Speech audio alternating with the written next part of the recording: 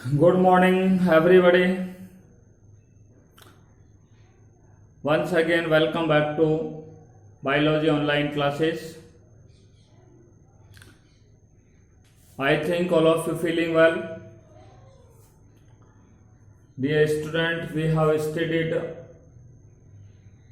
about blood vessels and its type in the last class. Today we are going to discuss about external structure of heart. प्यारे विद्यार्थियों, आज हम हृदय की बाह्य संरचना का अध्ययन करने जा रहे हैं। देखिए, हृदय की संरचना किस प्रकार की होती है, इस पर आज हम आपसे चर्चा करेंगे।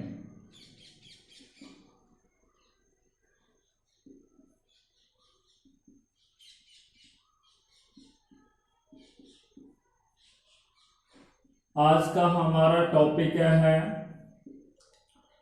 External structure of heart.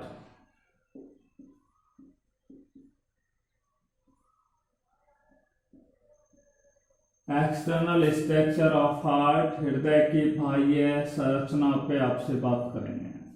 ठीक है, देखिए, सबसे पहले हम बात करते हैं कि हृदय जो होता है वो किस प्रकार का होता है। आपको बता दूं, सभी कशेरुक जो प्राणी होते हैं, सभी वर्टेब्रेट्स एनिमल्स होते हैं, उनमें पेशी हृदय पाया जाता है। पेशी हृदय का अर्थ होता है मायोजेनिक टाइप का हृदय पाया जाता है, अर्थात सभी कशेरुकों में मायोजेनिक हृदय पाया जाता है। आपको बता दें, मानव के अंदर, ठीक है, हृदय जो होता है एक पेशीय अंग होता है। मानव में हृदय कैसा अंग होता है? एक पेशीय अंग होता है। और हृदय का जो पेशीय स्तर होता है वो हृदय पेशी स्तर से बना होता है। मानव का जो हृदय होता है वह एक पेशीय अंग होता है, मस्कुलर ऑर्गन होता है। Heart is the muscular organ. हृदय कैसा होता है? एक पेशीय अंग होता है। ठीक है भैया। और मैंने आपको वहां पे बताया कि किस प्रकार की पेशियां होती हैं। तो हृदय का पेशीय स्तर जो होता है वो हृदय पेशी स्तरों से बना होता है। हृदय का पेशी स्तर किससे बना होता है? हृदय पेशी स्तर से क्या होता है? बना हुआ होता है। ठीक है, आपको बता दूं, हृदय का आकार जो होता है वो मुट्ठी के बराबर होता है। हृदय का आकार किसके बराबर होता है? मुट्ठी के बराबर होता है। आपको बता दें, भ्रूणीय अवस्था में, ठीक है, मानव जब मादा के गर्भ में रहता है, मां के गर्भ में रहता है, जब भ्रूण का परिवर्धन मां के गर्भ में होता है तो उस भ्रूण के अंदर हृदय की जो उत्पत्ति होती है वो मेसोडर्म की कोशिकाओं से होती है। अर्थात हम कह सकते हैं भ्रूणीय अवस्था में हृदय की जो उत्पत्ति होती है, ओरिजिनेशन ऑफ हार्ट होता है, वो कौन सी कोशिकाओं से होता है? मेसोडर्म की कोशिकाओं से होता है। क्योंकि हमने भ्रूण के परिवर्तन की चरण आपको बताया कि पहला निषेचन होता है, निषेचन के बाद विदलन की क्रिया होती है, ब्लास्टुलेशन की क्रिया होती है, गैस्टुलेशन की क्रिया होती है। और गैस्टुलेशन की क्रिया होती है तो 3 जनन स्तरों का निर्माण होता है, एक्टोडर्म, मेसोडर्म और एंडोडर्म। इसी मेसोडर्म की कोशिकाओं से भ्रूणीय अवस्था में हृदय का क्या होता है? निर्माण होता है। अर्थात हृदय का जो निर्माण होता है, उद्भव होता है, उत्पत्ति होती है, वो भ्रूणीय अवस्था में मेसोडर्म की कोशिकाओं से होता है, मध्य जनन स्तर की कोशिकाओं से होता है। बात समझ में आ गई? अब हम आपको ये बता दें कि मानव का जो हृदय होता है, ठीक है, उसकी संरचना कैसी होती है और ये हृदय मानव के शरीर में कहां पर स्थित होता है, कहां पर व्यवस्थित होता है, ये आपसे हम बात करने जा रहे हैं। ठीक है, देखिए, आइए, आपने देखा है कि मानव के अंदर इस तरीके से, ठीक है,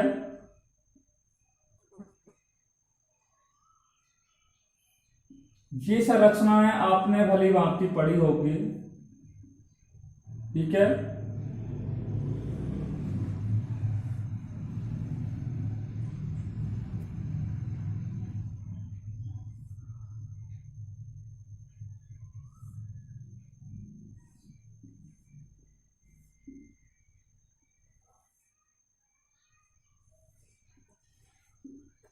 यहां पर मानव का जो हृदय होता है, ठीक है, ये मानव का हृदय होता है और स्थित होता है, ठीक है। ये क्या है, फेफड़े। मानव के अंदर जो ये वक्ष गुहा होती है,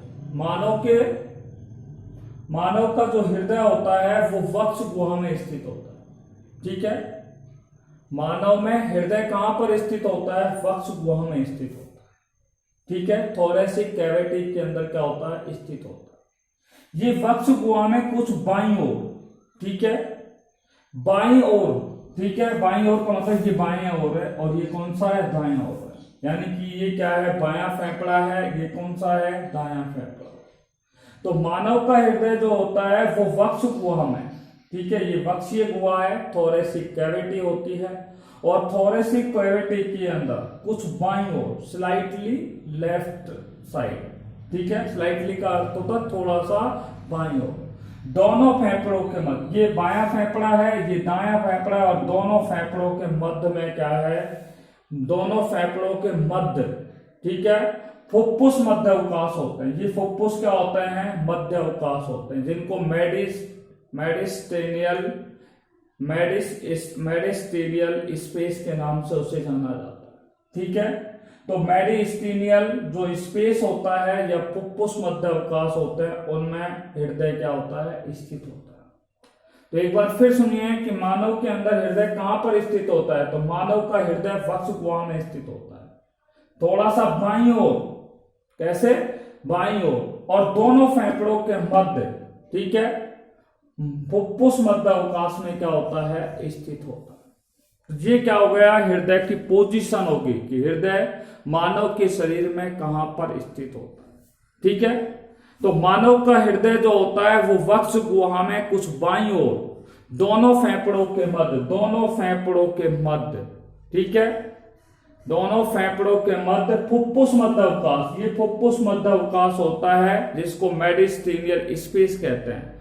उस फुफ्फुस मध्य अवकाश में क्या होता है, स्थित होता है। बात समझ आ गई। आपको बताया मैंने कि इस हृदय की जो संरचना होती है, ठीक है, इसकी संरचना मुट्ठी के बराबर होती है। कैसी होती है, बराबर, मुट्ठी के बराबर होती है। और हृदय का आकार जो होता है या संरचना होती है वो त्रिकोणाकार होता है, ठीक है, ट्राइएंगुलर शेप में होती है। यह एक त्रिकोणाकार संरचना के रूप में क्या है, पाया जाता है। हार्ट जो होता है वो त्रिकोणाकार संरचना के रूप में क्या है, पाया जाता है। बात क्लियर हो गई यहां तक। अब आपको बता दूं, हृदय का जो अग्रभाग होता है, हृदय का अग्रभाग होता है वो उरोस्थि से, ये उरोस्थि होती है जिसको स्टर्नम के नाम से भी जाना जाता है। हृदय का अग्रभाग उरोस्थि की ओर होता है। अग्रभाग किसकी ओर होता है, यहाँ पे उरोस्थि होती है ये, तो ये अग्रभाग उरोस्थि की ओर होता है। हृदय का ये अग्रभाग है, देखो ये हृदय है और हृदय का अग्रभाग है, ये उरोस्थि होती है, स्टर्नम, ठीक है, उरोस्थि की ओर होता है, ठीक है। तथा पश्च भाग जो होता है वो ग्रसिका के पास होता है। किसके पास होता है, ग्रसिका होती है, उसके पास में होता है। अग्रभाग जो होता है वो उरोस्थि के पास होता है। पश्च भाग किसकी ओर होता है, आपको मैंने बता दिया है, पश्च भाग जो होता है वो ग्रसिका, ईसोफेगस के पास में होता है। तथा निम्न जो भाग होता है, ठीक है, हृदय का जो निम्न तल होता है वो तनुपट्ट की ओर स्थित होता है। ये तनुपट्ट जिसको डायाफ्राम कहते हैं।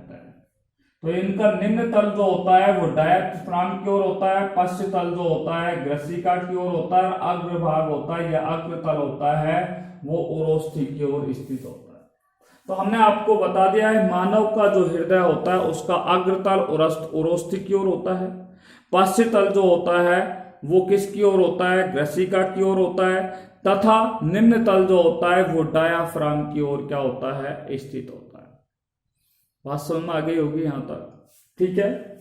अब मैं आपसे बात करने जा रहा हूं कि हृदय की जो संरचना होती है, बाह्य हृदय की संरचना किस प्रकार की होती है, ठीक है, उसके बारे में हम आपको यहाँ पर एक चलता हुआ डायग्राम, ठीक है, आउटर लाइनर डायग्राम आपको यहाँ पर दिखाने जा रहे हैं। तब जाकर के हम यहाँ से आगे इसके ऊपर क्या करेंगे, चर्चा करेंगे, ठीक है, कि भैया हृदय किस प्रकार की संरचना के रूप में पाया जाता है। आपको सामान्य जानकारी मैं अभी बाद में दूंगा, फिलहाल आपको हम एक डायग्राम बना करके दिखा रहे हैं कि किस प्रकार का हृदय की संरचना होती है। देखिए भी,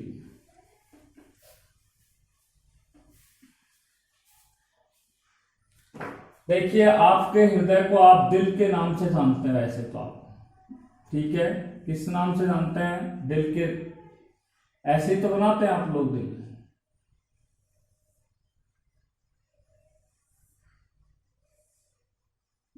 इस तरीके से दिल जैसा आप डायग्राम बनाते हैं, ठीक है, परंतु हृदय जो होता है वो दिल जैसी संरचना के रूप में नहीं होता है, ठीक है।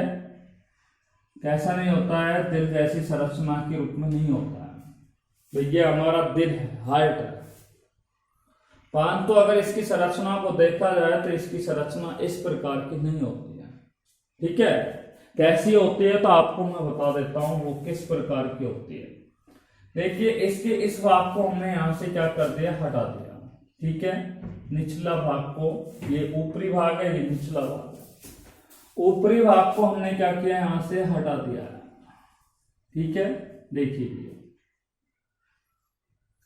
अब हम क्या काम करते हैं, देखिए इसको थोड़ा सा किसकी ओर ले जाते हैं, नीचे की ओर ले जाते हैं, इस तरीके से ले गए, ठीक है। किस ओर ले गए, नीचे की ओर ले गए, इसको हम ऐसे लेके आ गए, ठीक है। डायग्राम भी आप बनाना सीख जाएंगे, ठीक है। तो ये क्या है, आपका हार्ट है, क्लियर बात है। तो ये हृदय है, परंतु आपको पता है मानव का जो हृदय होता है वो 4 कक्षों के अंदर क्या होता है, बटा हुआ, ठीक है। इसलिए आपको बता दूं, मानव का जो हृदय होता है उसके मध्य में एक मोटी क्या पाई जाती है, क्या पाया जाता है, उसके मध्य में क्या पाई जाती है, एक मोटा पट्ट पाया जाता है। ये मोटा क्या पाया जाता है, यहाँ पे एक सेप्टम पाई जाती है। अब भी आप देख रहे हो कि यहाँ पे हृदय कितने खंडों में बटका है, कितने चैम्बर्स में बटका है, 2 चैम्बर्स में बटका है। डायग्राम बनाना बता रहा हूं मैं आपको किस तरीके से, हालांकि बहुत जल्दी बनाने का प्रयास करेंगे। तो ये हृदय अभी 2 ही कक्षों में बटा है, इसलिए यहाँ पर क्या पाए जाते हैं, वाल्व पाए जाते हैं। क्या पाए जाते हैं, इस तरीके से यहाँ पे वाल्व पाए जाते हैं, ठीक है। तो ये क्या हो गया, वाल्व हो गया। आपको पता लग गया है कि ये क्या है, 2 संरचना, यानी कि मानव का हृदय जो होता है वो 4 कक्षों के अंदर क्या होता है, बटा हुआ होता है, ठीक है।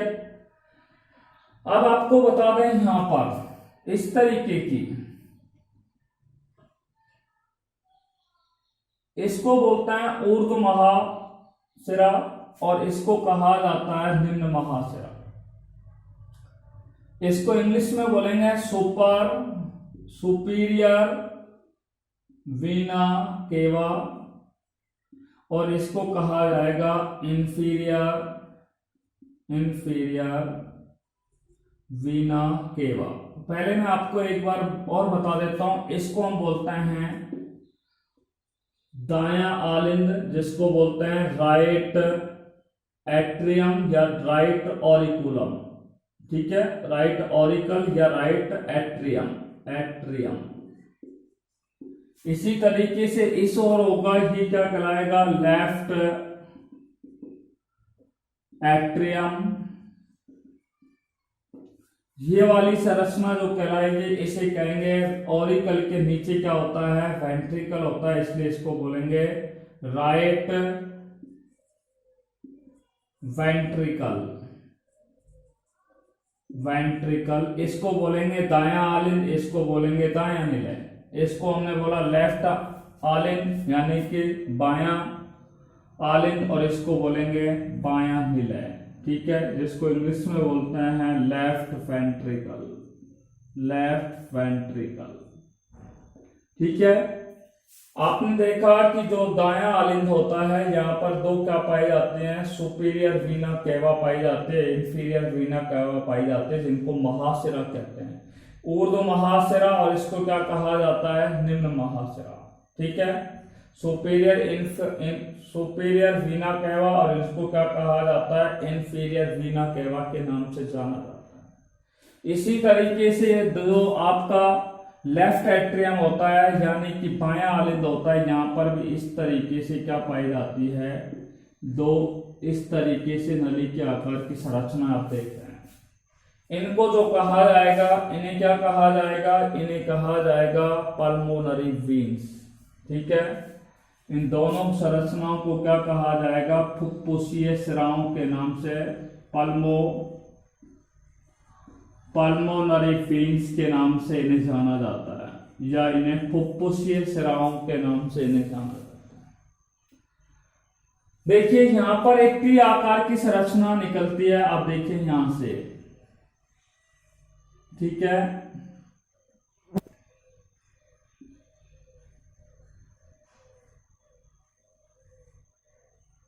इसको थोड़ा सा मैं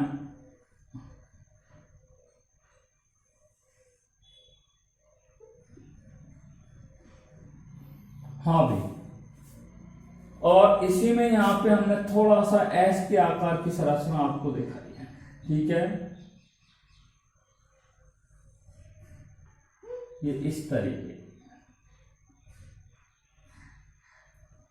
देखिए इसको कहा जाएगा, टी आकार की जो संरचना है इसको कहा जाता है अरोटा के नाम से जाना जाता है। ठीक है, और ये जो संरचना है इसको कहा जाता है पल्मोनरी आर्टरी के नाम से, फुफ्फुसीय धमनी के नाम से, पल्मोनरी आर्टरी या फुफ्फुसीय धमनी के नाम से इसे जाना जाता है। क्लियर बात हो गई, ये कहलाएगी अरोटा, जिसे महाधमनी के नाम से जाना। आपको पता है लेफ्ट आर्ट्रियम के अंदर देखिए दो यानी कि वाल्व इस तरीके से जो पाया जाता है, इसको बाइस क्यूपिड वाल्व या द्विवलन कपाट कहते हैं, बाइस क्यूपिड वाल्व या द्विवलन कपाट के नाम से जाना जाता है। और यहाँ पर इस तरीके से जो वाल्व पाए जाते हैं इसको कहा जाता है ट्राइस क्यूपिड वाल्व, ट्राइस क्यूपिड वाल्व, जिसको त्रिवलन कपाट के नाम से जाना जाता है। और अब आप देखिए इसकी इस तरीके से हम बाउंड्री बना देंगे। ठीक है, तो आपने देखा कि ये किसकी संरचना बन गई है, हृदय की संरचना बन गई है, जो हमने आपको यहाँ पे बना करके देखा। ठीक है, अब हम आपको बताना ये चाह रहे थे कि मानव के अंदर हृदय की संरचना मुट्ठी के समान होती है। इसकी उत्पत्ति भ्रूणीय अवस्था में मेसोडर्म की कोशिकाओं से होती है। इसका आकार कैसा होता है, त्रिकोणाकार होता है। कैसा होता है, त्रिकोणाकार होता है। इसकी जो लंबाई होती है, इसकी जो लंबाई होती है वो 12 सेंटीमीटर होती है। कितनी होती है, 12 सेंटीमीटर होती है। इसकी जो चौड़ाई होती है, एक वयस्क मनुष्य के हृदय की जो चौड़ाई होती है वो 9 सेंटीमीटर होती है, 9 सेंटीमीटर होती है। बात समझ आ रही होगी मेरी, कि मानव का जो एक वयस्क मनुष्य का जो हृदय होता है उसकी लंबाई 12 सेंटीमीटर होती है, चौड़ाई जो होती है वो कितने सेंटीमीटर होती है, 9 सेंटीमीटर होती है। ठीक है, ये बात आपकी समझ में आ गई होगी। ठीक है, देखिए हम यहाँ पे जो बात कर रहे हैं कि इसकी जो संरचना होती है वो कैसी होती है, त्रिकोणीय संरचना के रूप में क्या है, पाई जाती है। एक वयस्क मनुष्य का हृदय जो होता है उसका वजन, वेट जो होता है वो 300 ग्राम होता है। एक वयस्क मनुष्य के हृदय का वजन, ठीक है, एक वयस्क मनुष्य के हृदय का वजन कितना होता है, 300 ग्राम होता है। यहां तक बात आपकी समझ में आ गई। ठीक है, अब हम आपको बता दें, हृदय जो होता है, हृदय जिस गुहा के अंदर पाया जाता है, ठीक है, हृदय जो होता है वो जिस गुहा के अंदर पाया जाता है, हृदय जिस गुहा के अंदर, ये एक गुहा है, तो हृदय जिस गुहा के अंदर पाया जाता है उस गुहा को परिहृदयी गुहा के नाम से या परिहृदय आवरणी गुहा के नाम से उसे जाना जाता है। परिहृदयी आवरणी गुहा, जिसको इंग्लिश में बोलते हैं पेरिकार्डियल कैविटी। तो हृदय जो होता है जिस गुहा के अंदर पाया जाता है उस गुहा को परिहृदय आवरणी गुहा कहा जाता है। परिहृदय आवरणी गुहा उसे क्या है, कहा जाता है।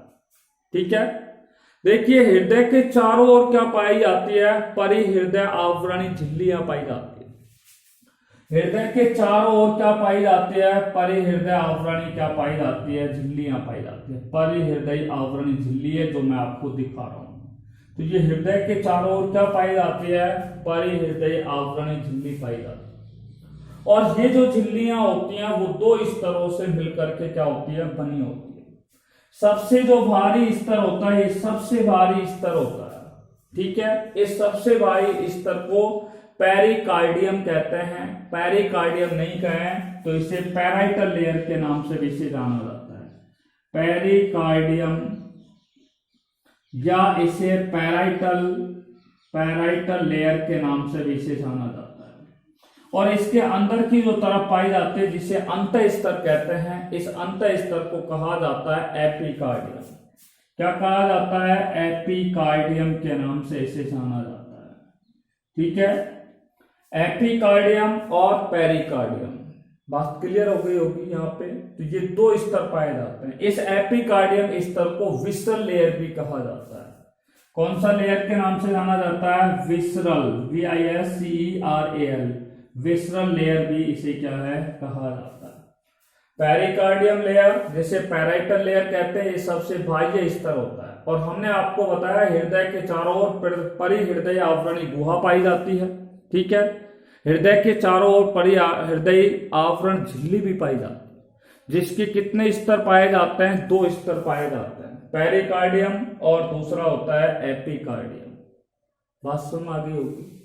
इसको हम अगर इतना न घुमाएं तो हम इसको इस तरीके से भी कह सकते हैं कि मानव का हृदय जो होता है वो दोहरी झिल्ली के द्वारा क्या होता है, घिरा हुआ होता है। मानव का हृदय दोहरी झिल्ली के द्वारा घिरा हुआ होता है।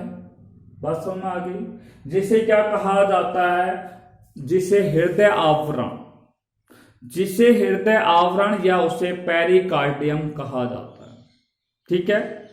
जिसे क्या कहा जाता है, पेरिकार्डियम कहा जाता है या उसे हृदय आवरण कहा जाता है, ठीक है। तो यहाँ पर सबसे भारी, यहाँ पे हमने आपको क्लियर कर दिया है कि ये बाह्य स्तर होता है उसे पेरिकार्डियम कहते हैं, अंत स्तर होता है उसे एपिकार्डियम कहते हैं, ठीक है। बाह्य स्तर और आंतरिक स्तर के मध्य में एक तरल पदार्थ यहाँ पर क्या होता है, भरा हुआ होता है। क्या भरा होता है, एक तरल पदार्थ यहाँ पर क्या होता है, इस तरीके से यहाँ पर क्या होता है, भरा हुआ होता है। पेरिकार्डियम लेयर और एपिकार्डियम लेयर के मध्य में एक तरल पदार्थ क्या होता है, भरा हुआ होता है, जिस पदार्थ को क्या कहा जाता है, परिहृदय तरल कहा जाता है।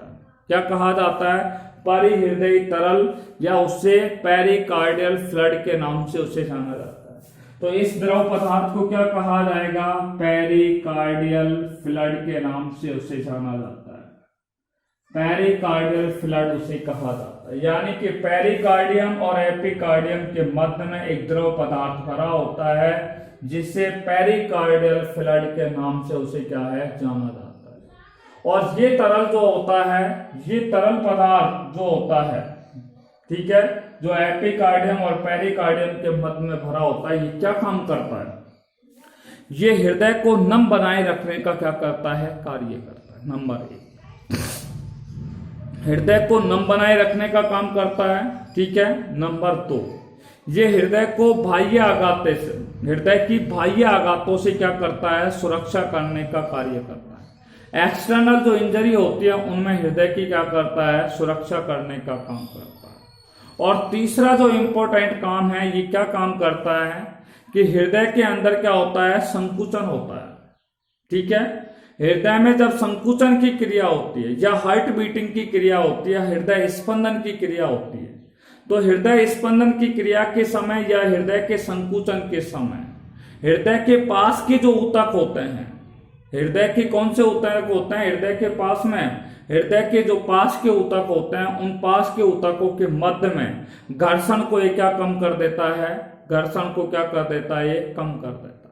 तो ये जो तरल पदार्थ होता है, ये क्या काम करता है, जब हृदय क्या होता है, संकुचित होता है, तो हृदय के संकुचन के समय हृदय के पास में क्या पाई जाती है, हृदय के पास में जो ऊतक पाए जाते हैं, उन ऊतकों के मध्य घर्षण को क्या कर देता है, कम कर देता है, ठीक है। तो ये घर्षण को क्या करता है, कम करने का काम करता है। कौन करता है, पेरिकार्डियल फ्लड, जिसे परिहृदयी तरल या द्रव भी कहा जाता है, ठीक है।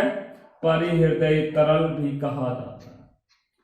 देखो मैं आपको यहाँ तक बता चुका हूं हृदय की बाह्य संरचना के बारे में। अब तक मैंने जो आपको बातें बताई है उनको एक बार संक्षेप में आपको बता रहा हूं, क्योंकि मैंने यहाँ पे डिटेल खोली सारी। अब मैं आपको वहां पे बिल्कुल एक प्रकार से शॉर्टली और स्वीटली यहाँ पर बताने का प्रयास कर रहा हूं। मैंने बताया कि जितने भी सभी कशेरुक होते हैं, मनुष्य भी क्या है, एक कशेरुक प्राणी होता है, और सभी कशेरुकों में पेशी हृदय पाया जाता है। अर्थात सभी कशेरुकों में जो हृदय होता है वो कौन से प्रकार का पाया जाता है, मायोजेनिक प्रकार का, मायोजेनिक हृदय पाया जाता है। Myogenic heart is found in all vertebrates animals, is that right. और हमने बोला कि ह्यूमन, मानव के अंदर हृदय जो होता है वो एक पेशी अंग होता है। Human heart is a muscular organ, और जिसका आकार कैसा होता है, मुट्ठी के बराबर होता है। ठीक है, इसका आकार कैसा होता है, त्रिकोण के आकार का होता है। इसका वजन 12 सेंटीमीटर, इसकी लंबाई 12 सेंटीमीटर होती है। इसकी चौड़ाई कितनी होती है, 9 सेंटीमीटर होती है। भ्रूणीय अवस्था में हृदय की उत्पत्ति जो होती है वो मेसोडर्म की कोशिकाओं से होती है। आपको बताया कि मानव के शरीर के अंदर हृदय कहां पर स्थित होती है, तो मानव का जो हृदय होता है वो वक्षीय गुहा में, वक्षीय गुहा में कुछ बाईं ओर, ठीक है, वक्षीय गुहा में कुछ बाईं ओर, दोनों फेफड़ों के मध्य में, दोनों फेफड़ों के मध्य में फुफ्फुस मध्य अवकाश में क्या होता है, स्थित होता है। किसमें होता है, फुफ्फुस मध्य अवकाश में स्थित होता है। इसका अग्रभाग उरोस्थि से, यानी कि अग्रतल जो होता है वो उरोस्थि की ओर होता है, पश्च तल जो होता है वो ग्रसिका की ओर होता है, और सबसे निम्न तल जो होता है वो डायाफ्राम की ओर क्या होता है, स्थित होता है। बात सुन में आ गई। इसके बाद हमने बताया कि मानव का हृदय जो होता है वो दोहरी झिल्ली के द्वारा क्या होता है, घिरा हुआ होता है। या हमने बताया था कि मानव का हृदय जो होता है एक गुहा के अंदर स्थित होता है, जिसे परिहृदय आवरणी गुहा कहते हैं। और ये परिहृदय आवरण जो गुहा होती है उसके चारों ओर परिहृदय आवरणी झिल्ली पाई जाती है, जो 2 स्तरों से मिलकर के क्या होती है, बनी होते हैं। सबसे बाह्य स्तर को पेरिकार्डियम स्तर कहते हैं, और सबसे आंतरिक स्तर को एपिकार्डियम स्तर के नाम से जानते हैं। इन दोनों झिल्लियों के मध्य में या हृदय आवरण के मध्य में क्या पाया जाता है, एक तरल पदार्थ भरा होता है, जिसे पेरिकार्डियल फ्लड के नाम से क्या है, जाना जाता है।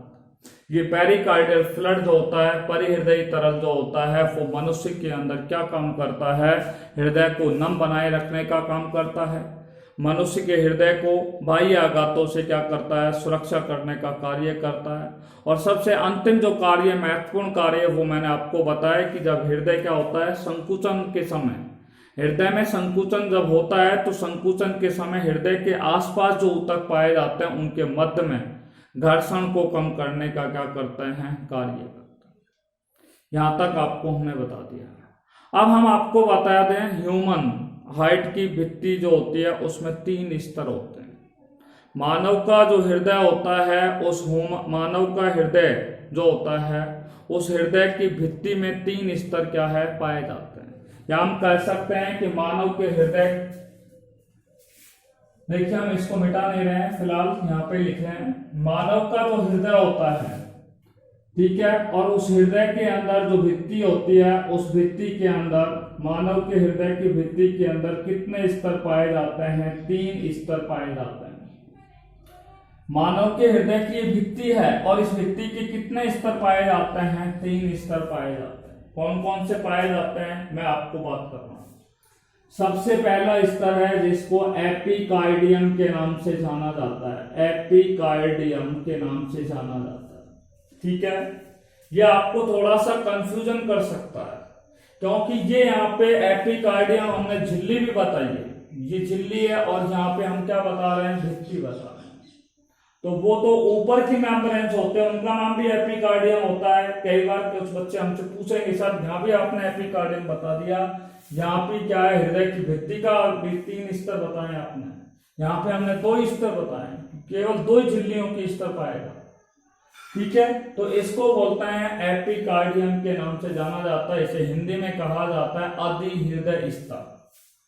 कौन सा स्तर कहलाएगा, अधिहृदय स्तर के नाम से जाना जाता है।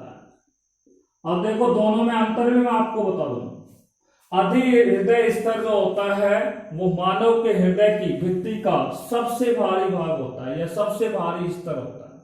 मानव के हृदय के भित्ति का सबसे भारी स्तर होता है। जबकि हमने झिल्ली में क्या बताया कि एपिकार्डियम जो होता है वो मानव के अंदर क्या होती है, झिल्ली का सबसे आंतरिक भाग होता है। ठीक है, तो ये आंतरिक झिल्ली होती है। ठीक है, जबकि ये क्या है, एपिकार्डियम जो होता है वो मानव के जो हृदय की भित्ति होती है उसका कौन सा भाग होता है, सबसे भारी भाग होता है या सबसे भारी स्तर होता है। एक बात, और ये जो भाग होता है वो तंतु में होता है, अर्थात तंतुओं से मिलकर के क्या होता है, बना होता है। तो ये भाग कैसा होता है, फाइब्रस लाइक होता है, तंतुमय प्रकार का होता है। कैसा होता है, तंतुमय प्रकार का। दूसरा होता है मध्य हृदय स्तर। मध्य हृदय स्तर जिसको बोलते हैं मीजोकार्डियम। मीजोकार्डियम नहीं बोले तो इसका दूसरा नाम आपको बोल रहे हैं मायोकार्डियम के नाम से। मायोकार्डियम के नाम से इसे जाना जाता है, मायोकार्डियम। ठीक है, क्या बोलते हैं, मायोकार्डियम।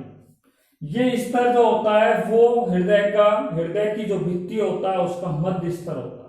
और ये स्तर जो होता है वो कैसा होता है, मोटा होता है, थिक होता है, और दूसरा कैसा होता है, पेशीय होता है। मोटा होता है और किस प्रकार का होता है, पेशीय प्रकार का होता है। तीसरा प्रकार का जो स्तर होता है जिसको बोलते हैं अंतःहृदय स्तर।